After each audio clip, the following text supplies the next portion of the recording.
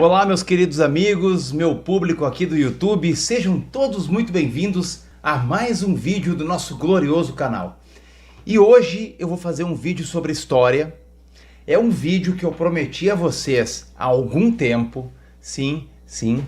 Quando eu fiz lá aquele meu vídeo sobre as revoluções socialistas na Alemanha, logo no finalzinho da Primeira Guerra Mundial, eu disse que eu faria um episódio sobre a República de Weimar, sobre o período da história alemã entre a queda da monarquia, em 1918, e a ascensão do nazismo, em 1933. Pois muito bem, eu hoje venho cumprir a minha promessa com vocês e vou fazer melhor ainda. Eu vou fazer uma série sobre a República de Weimar, uma série com 6 episódios. Sim, vou contar toda a progressão política, os acontecimentos. Então, sem mais delongas, vamos pro vídeo.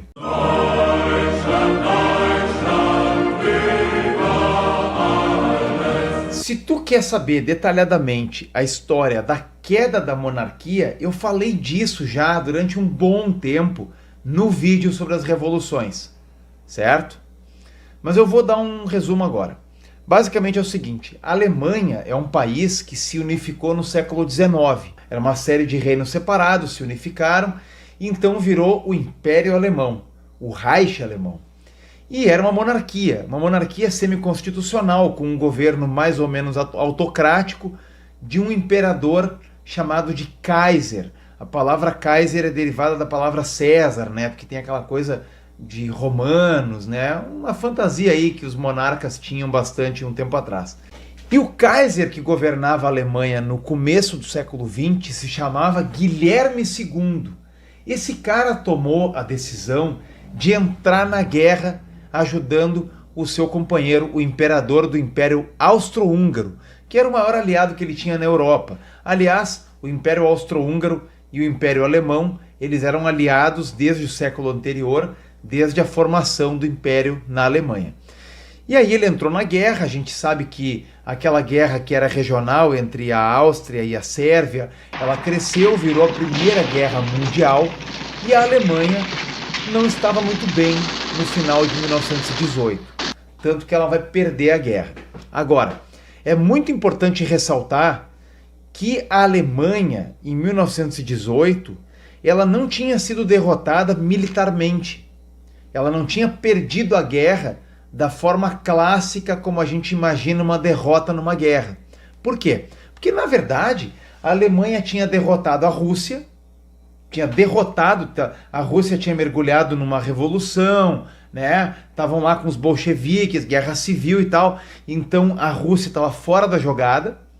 E do outro lado, a Alemanha tinha invadido a França, tinha invadido um pouco de território da França.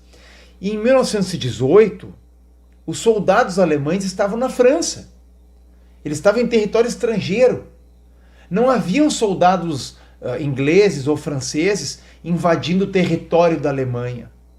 Então, a Alemanha não tinha sido derrotada no campo de batalha. Mas a Alemanha não tinha condições de continuar com a guerra. Por quê? Porque ela tinha perdido os seus dois principais aliados, que eram o Império Otomano, o Império Turco e também o Império Austro-Húngaro. A Alemanha não tinha mais acesso a petróleo, não tinha acesso a minério de ferro para fazer aço, para fazer armas, né? E a Alemanha não tinha nem mesmo comida. O país estava passando por escassez de alimentos. Sim, as pessoas nas cidades, dentro do país, elas tinham desabastecimento de comida. E até mesmo os soldados no fronte, lá na frente de batalha, estavam enfrentando a fome. Então, era uma situação bem aterradora, assim. A Alemanha estava falida, não tinha. E com isso, com toda essa dificuldade, obviamente a popularidade do Kaiser, do imperador, foi caindo. E surgiu a oportunidade para que ele fosse derrubado. E ele foi derrubado no final de 1918 por um grupo político composto, na verdade, dos partidos que tinham as maiores bancadas no parlamento, porque a Alemanha imperial ela tinha um parlamento, O parlamento não apitava nada, né? Na verdade, quem mandava era o Kaiser, o imperador. Ele nomeava um chanceler, que era o chefe de governo no dia a dia, seguia ordens dele, né? Mas o parlamento às vezes conseguia dar um pitaco, conseguia travar algumas coisas. E quando o Kaiser ficou fraco, o parlamento toma o poder. Os líderes políticos do parlamento. E eles assinam a paz, terminam com a guerra, né? E tem agora a missão de reconstruir a Alemanha. E a Alemanha precisa, então, já que virou uma república, precisa de uma constituição. E se vai ser uma república, se vai ser democrática, essa constituição tem que ser escrita por uma assembleia eleita pelo povo.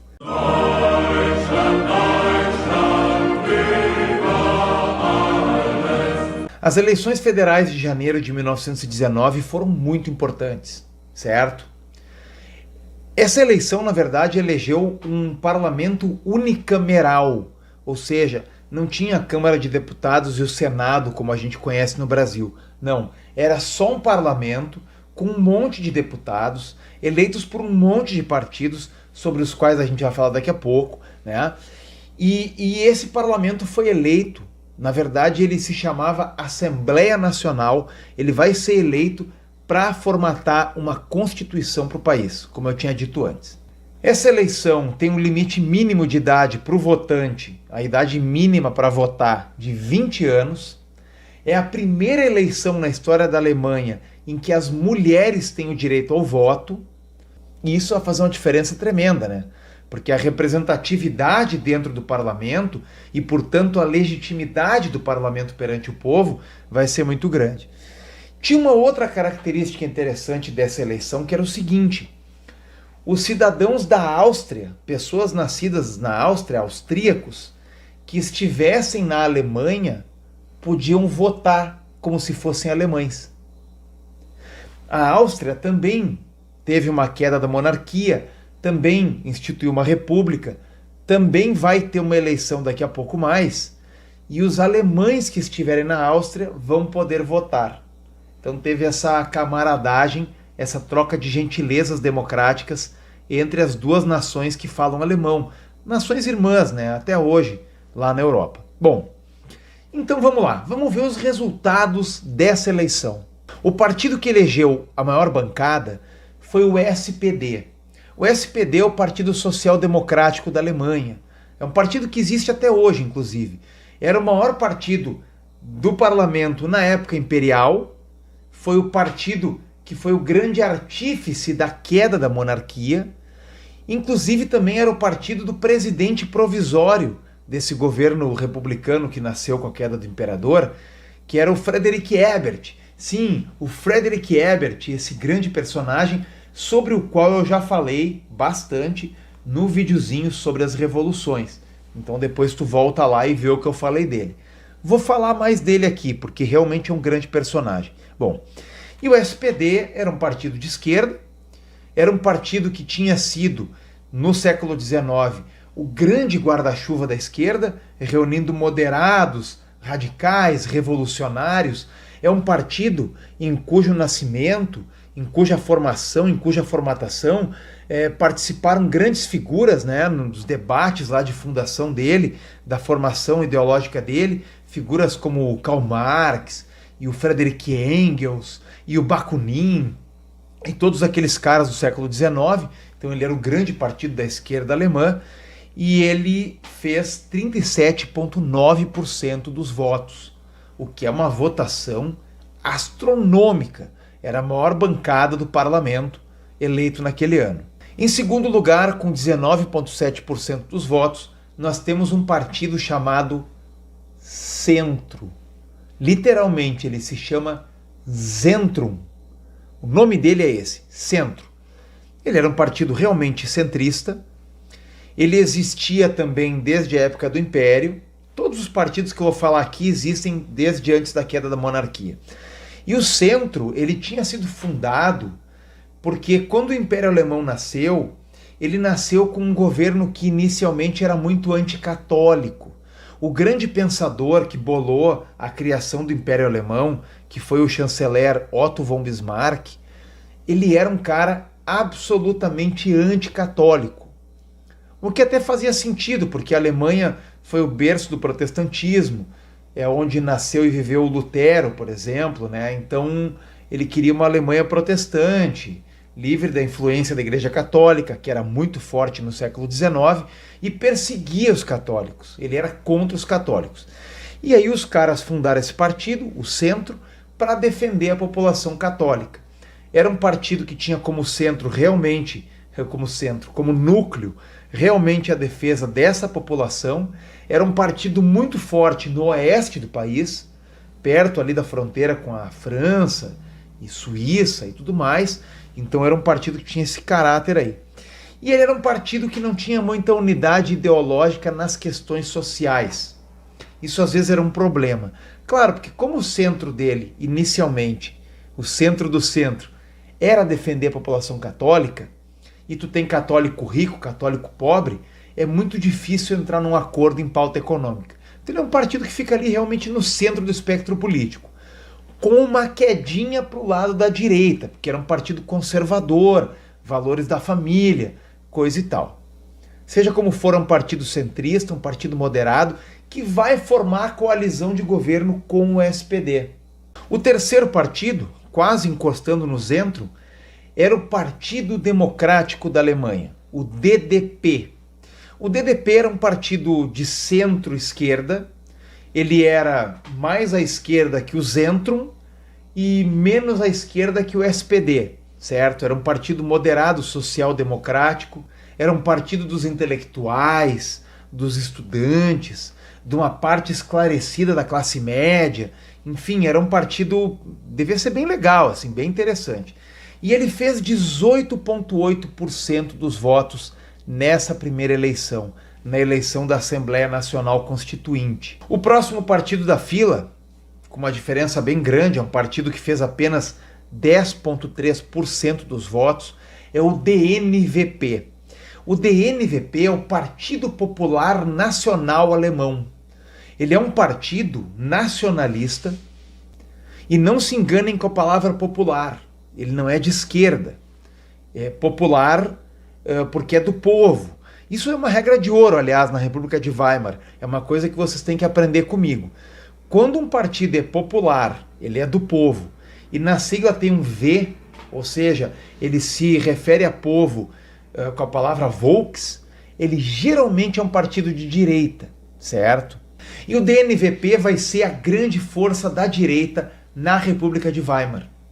Ele é um partido tradicionalista, ele é um partido inicialmente monarquista, mas não é só isso, não é só isso. Eles são um partido também centrado numa visão cultural e ideológica sobre como tem que ser a Alemanha.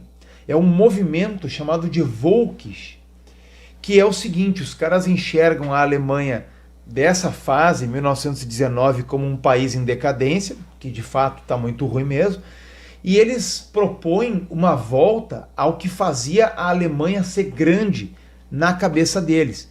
Então, aqui está um cartaz deles, né? Vote no preto, vermelho e branco, né? São as cores da bandeira imperial, da bandeira do Império Alemão, né? Tu vê que o cartaz ali tem um cara hasteando a bandeira com as cores da época da monarquia e baixando as cores, baixando a bandeira nova, que eles não aceitavam, da nova república, né? Então tem todo um resgate da Alemanha de verdade, da Alemanha raiz, e que querem livrar a Alemanha dos elementos que enfraquecem o país, na visão deles, né? No caso, o iluminismo francês, o liberalismo inglês, os judeus. Sim, o DNVP é um partido pesadamente antissemita. E é essa galera aí, né, cara? É essa galera. Que são os principais advogados, inclusive, nessa fase aí da história alemã, daquela teoria da facada nas costas, de que a Alemanha não perdeu a guerra nos campos de batalha, que de fato não tinha perdido ainda, e que a rendição foi uma tramóia das elites internacionais, né, dos socialistas, dos judeus. É um discurso assim que os caras têm incrível. Esse é o DNVP. Logo em seguida, depois deles, nós temos o USPD, que é o Partido Independente Social-Democrata, né, o partido da esquerda que rompeu com o SPD, que ficou à esquerda do SPD. Esses caras, eu já falei sobre eles exaustivamente lá no vídeo sobre as revoluções. Não vou entrar em grandes detalhes, né, cara? Esses caras, eles fizeram 7,6% dos votos, o que é uma votação bem grande. Eles vão perder força no futuro, mas primeiro eles vão ganhar. Logo depois deles vem o DVP, que é o Partido Popular da Alemanha. Lembrando a regra de ouro, popular com V de Volks, partido de direita. E realmente o DVP era um partido de centro-direita, era um partido que ficava à direita do Zentrum, do centro, e à esquerda do DNVP. Esse partido, o DVP, fez 4,4% dos votos, ele tinha uma visão econômica mais liberal, certo? Ele era considerado assim o partido dos grandes industriais, dos grandes empresários da Alemanha, né? Um partido de engomadinhos assim, e ele fez esses 4,4% dos votos. Dentro desse partido tem um cara muito importante chamado Gustav Stresemann. Esse Stresemann vai ganhar um prêmio Nobel da Paz daqui a alguns anos, como membro do governo. Sim, porque o DVP, esse partido de centro-direita liberal, assim como o DDP, o partido de centro de esquerda, né, centro-esquerda, o DDP centro-esquerda, e também o centro no meio deles, vão formar, junto com o SPD, o grande bloco de coalizão que vai garantir a governabilidade da República de Weimar. Fora esses partidos grandes e importantes dos quais eu falei até agora, a gente tem uns partidinhos regionais com votações insignificantes e tal. E depois de eleger um parlamento, uma assembleia constituinte, o país tinha que eleger um presidente, né? Porque o Friedrich Ebert era o presidente, mas era presidente provisório, né? Sem eleição nenhuma. Então agora tem que eleger um cara. E é isso que a gente vai ver agora.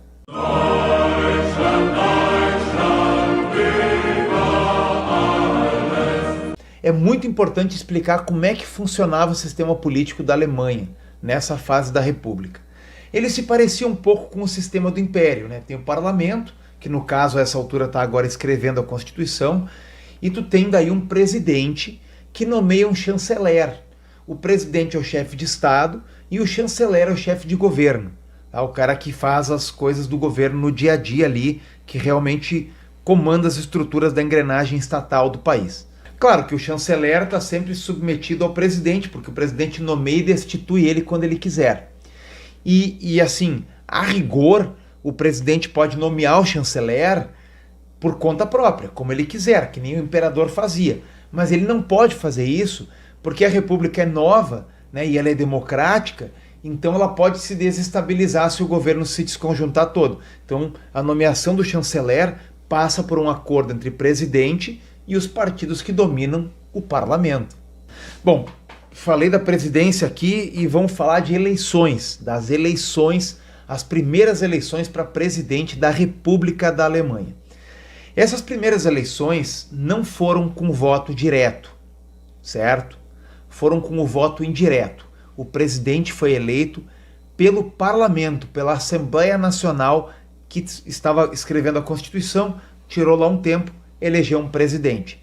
Teve dois candidatos, um do SPD e um do Zentrum, do centro, que fizeram apenas os seus próprios votos. Cada um fez um voto dentro do parlamento. Ou seja, eram candidatos de si mesmo, passageiros da ilusão, vítimas do próprio ego, né? Nem vou falar deles, não interessa. Tinha dois candidatos de verdade. O Friedrich Ebert, candidato do SPD, com o apoio de todos os partidos do bloco governista, e um candidato do DNVP, chamado Arthur Werner, certo? E no fim das contas, o resultado foi bem previsível, bem tranquilo. O Ebert se elegeu presidente com 73,1% dos votos e o Arthur, esse do DNVP, fez 12,9%. Era praticamente um anticandidato.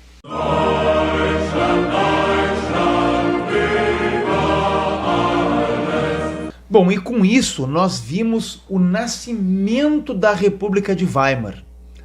Com isso eu encerro o episódio 1 de 6 dessa série. Primeiro episódio, né? Nós temos um parlamento escrevendo a Constituição, nós temos um presidente eleito e a República agora vai começar a funcionar. Mas antes de começar a funcionar, ela quase que vai cair. Isso vocês vão ver no próximo episódio. Até lá!